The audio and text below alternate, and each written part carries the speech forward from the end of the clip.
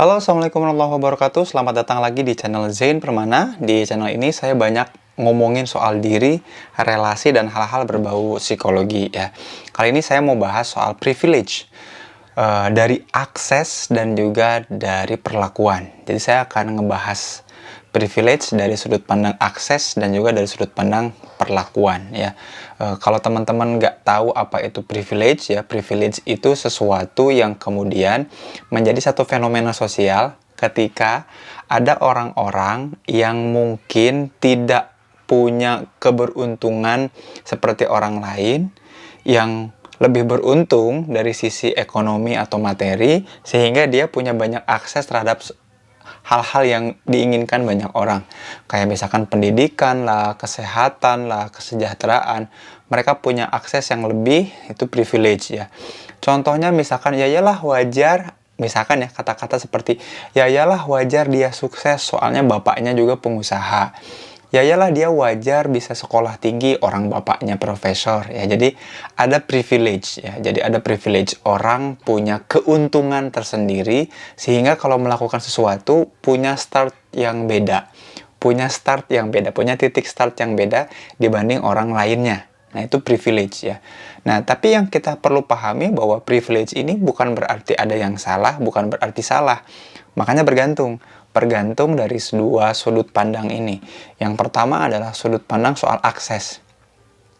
Orang-orang yang punya privilege, artinya orang-orang ini memang punya akses yang lebih, ya, punya akses yang otomatis lebih baik dibanding dengan orang-orang yang nggak punya akses.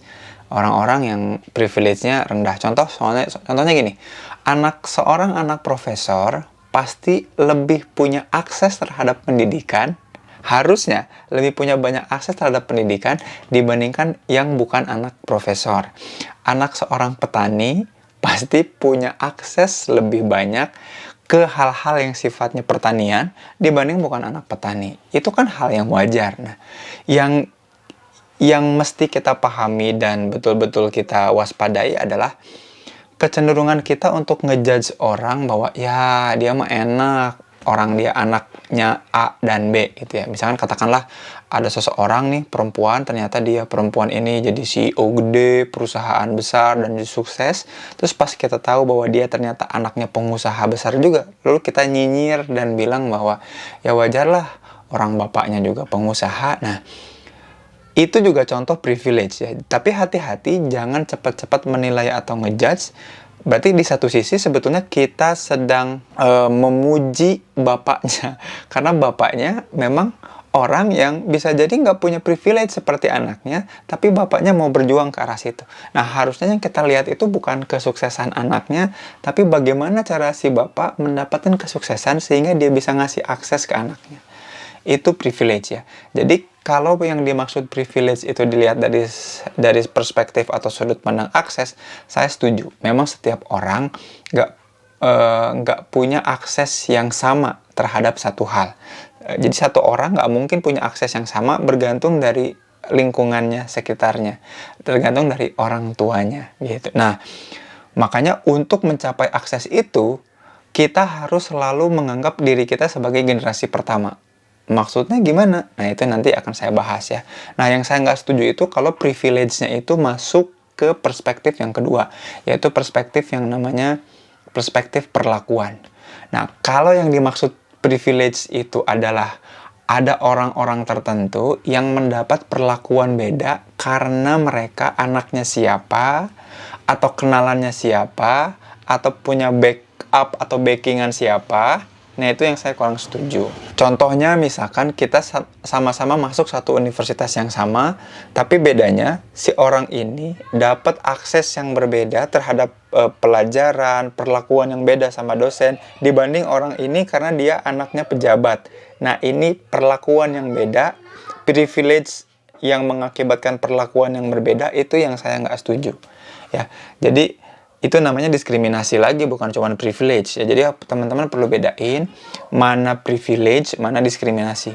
Kalau perlakuannya berbeda karena dia anaknya siapa, karena dia bagian dari keluarga besarnya tokoh siapa, itu bukan privilege lagi namanya, itu diskriminasi.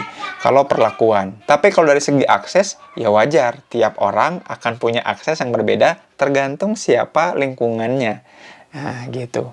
Nah, makanya kita kembali lagi ke sini ya. Kalau privilege yang dimaksudkan di perspektif soal perlakuan, kita boleh protes, kita boleh menuntut itu, karena memang kita perlu untuk diperlakukan sama terkait perlakuan tertentu. Tapi kalau kita ingin dapat akses yang sama, kayaknya agak berat. Memang privilege itu penting. Jadi kalau perspektifnya akses, ya nggak bisa kita nuntut. Kita memang harus berusaha lebih. Nah, makanya gimana caranya naikin privilege adalah kita selalu nganggap diri kita tadi sebagai generasi pertama. Katakanlah ada seorang pengusaha besar, dia punya anak, anaknya akhirnya dia bikinin perusahaan dan sukses anaknya. Melebihi sukses bapaknya. Terus kita bilang bahwa ya wajar, karena bapaknya kaya. Tapi kalau dilihat track record bapaknya, ternyata bapaknya dulu bukan orang kaya. Nah, yang kita cek adalah, yang kita usahakan adalah gimana caranya kita punya mindset, perspektif seperti bapaknya ini, supaya kita jadi generasi pertama yang mendobrak privilege itu. Sehingga nanti generasi mendatang kita, generasi penerus kita punya privilege. Itu yang penting, teman-teman ya. Nah, kenapa saya bikin video ini? Karena supaya kita nggak sibuk ngejudge orang, nilai orang dengan privilege, tapi justru kita malah sibuk dan berfokus untuk mengejar privilege. Nyampe ke satu titik di mana kita jadi generasi pertama, sehingga generasi penerus kita itu tinggal melanjutkan. Generasi penerus kita tinggal menikmati privilege, menikmati akses yang memang didapatkan karena bapaknya, saya, itu bekerja keras. Mudah-mudahan teman-teman dengan melihat fenomena privilege ini bukan jadi orang-orang yang malah mengeluh, pasrah dengan sistem sosial yang nggak adil, pasrah dengan keadaan, tapi kita usahakan bahwa kita yang bisa bekerja keras, kita seize, kita rebut akses-akses itu, supaya kita jadi orang-orang yang bisa masuk ke area atau ke wilayah di mana justru kita jadi solusi. Solusi buat keluarga kita, solusi buat bangsa ini, bahwa semua orang berhak loh punya akses yang sama, diperlakukan yang sama. Nah, kita yang berjuang ke situ, bukan jadi orang yang penyinyir, bukan bagian dari masalah, tapi bagian dari solusi. Terima kasih udah nyimak video ini. Kalau teman-teman punya pendapat lain, tuliskan di kolom komentar. Kalau like, jangan lupa like. Kalau belum subscribe, subscribe dulu. Sampai jumpa di video selanjutnya. Assalamualaikum warahmatullahi wabarakatuh.